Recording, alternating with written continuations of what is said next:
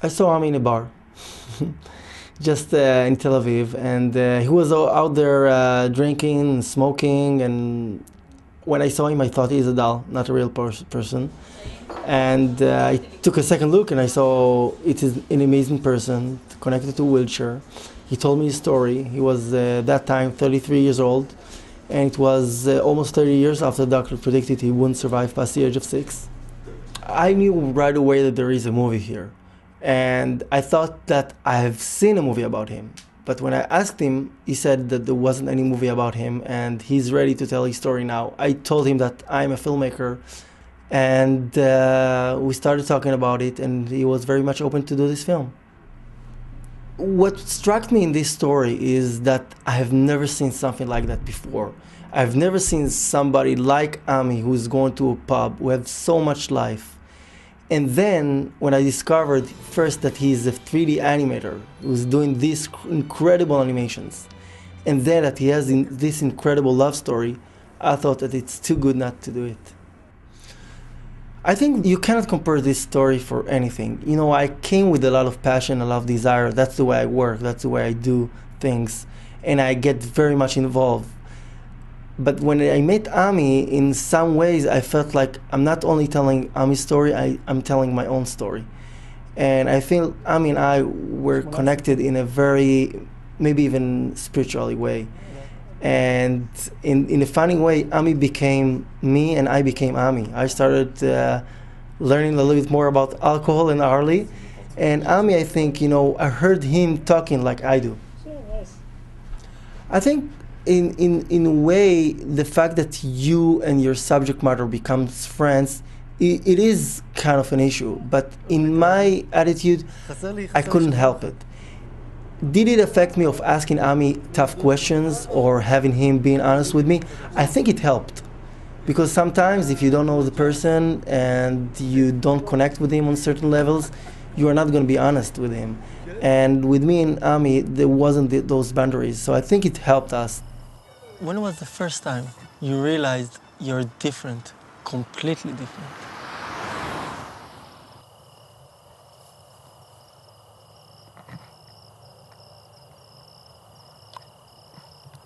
When Istina walked out the door.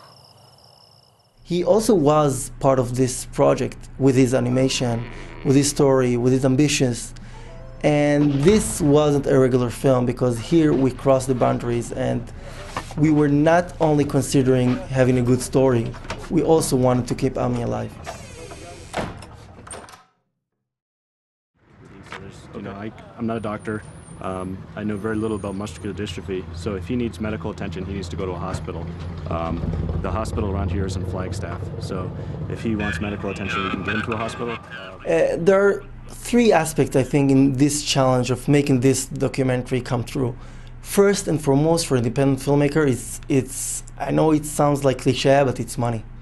You know, you start in film, you coming out of love, and you're in this project, and okay, you know, people are coming because they love it or something. You know, they're not as much as committed as you wanted them to be because they need to make a living. And then you're doing the editing, and it takes more time, and it costs a lot of money. So this is a big challenge, you know. And above that, we have this challenge of Ami, taking him to the road, making this cross-country journey with no money, just, you know, by herself, was a huge challenge, you know, because first you want to have a good story, and Ami's, you know, ambition to make this cross-country is amazing story, but you really want to have him being there in the safest way as possible. And as you could see in the film, it wasn't always possible.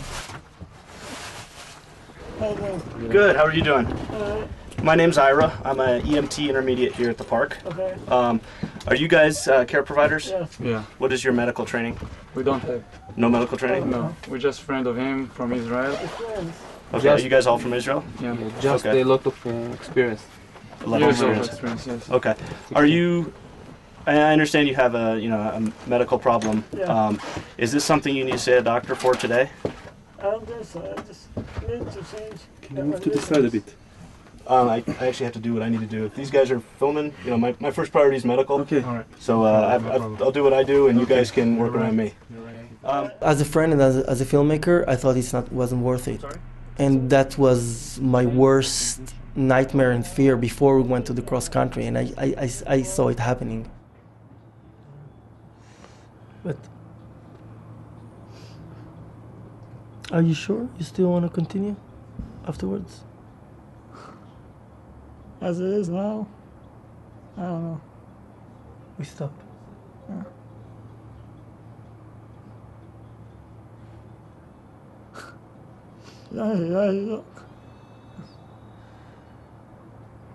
So right to me, how I feel. Mm-hmm. Yeah. Yeah. I think what was amazing here that Ami was the person who tells us, you know, hey, we are shooting a documentary, because we asked him, can we still shoot on that times? So he said, hey, this is a documentary or what? And he kept his sense of humor after he recovered a little bit. And second, he said, let's push on, let's go on, let's do it. And for his sake and for our sake, we just kept on going. So those are two big challenges. The third one was giving this story the right attitude that it deserved. Because we had so many subjects and so many different levels to this story. And we wanted it to be funny, we wanted it to be emotional, we wanted it to be fascinating, we wanted the pacing to be right. And it took time, but I think we got it.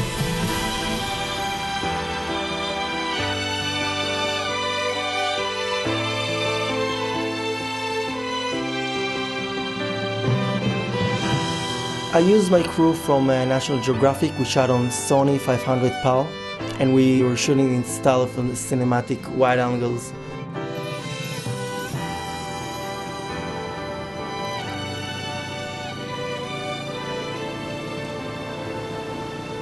Ami was very natural on camera.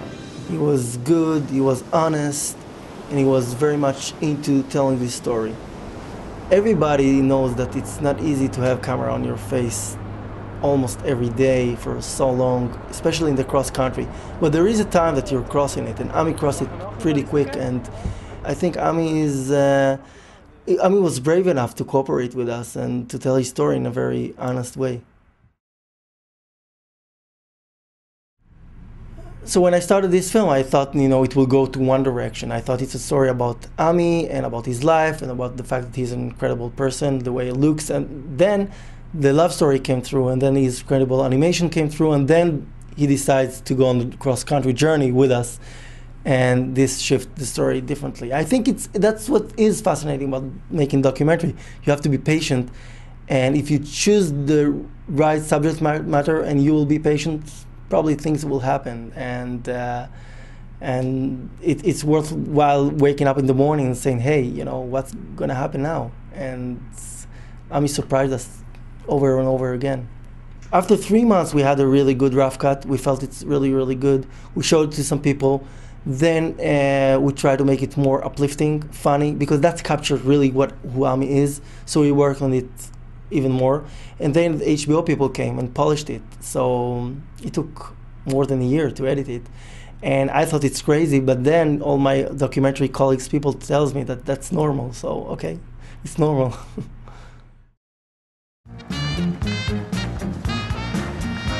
אלה הסרטים המועמדים לפרס הסרט התיעודי הטוב של השנה. I don't know, there are many kind of loves, you know, it's... 18 קילו של אהבה. והסרט הזוכה הוא...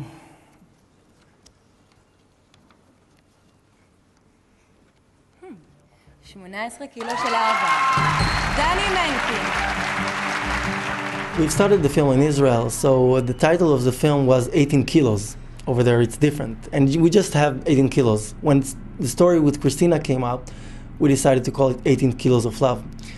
When we came to the United States, people didn't know what 18 Kilos or they thought it's a film about drugs because kilos are from Mexico. So they said, oh, maybe it's 18 kilos of love. What is this? And we changed it for 39 pounds of love.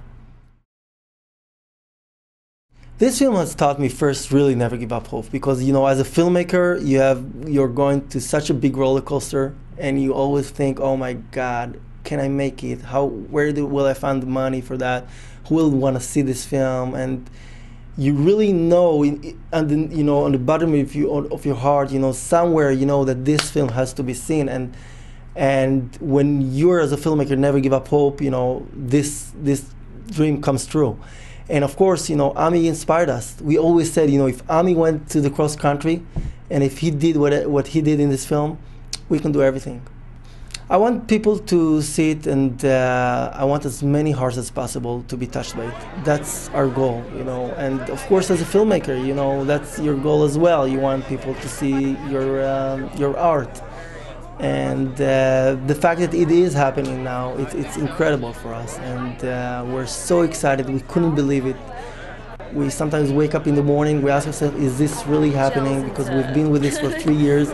This is the good stuff, Misha. I'm going to wait right now. And so many people are involved in this project. Okay, 1, 2, 3, 4, go And we think that in a way, maybe somebody, whoever you want to believe, God, the universe, anyone can take it to any direction, just put us here on earth in order to tell you this is incredible Ami story.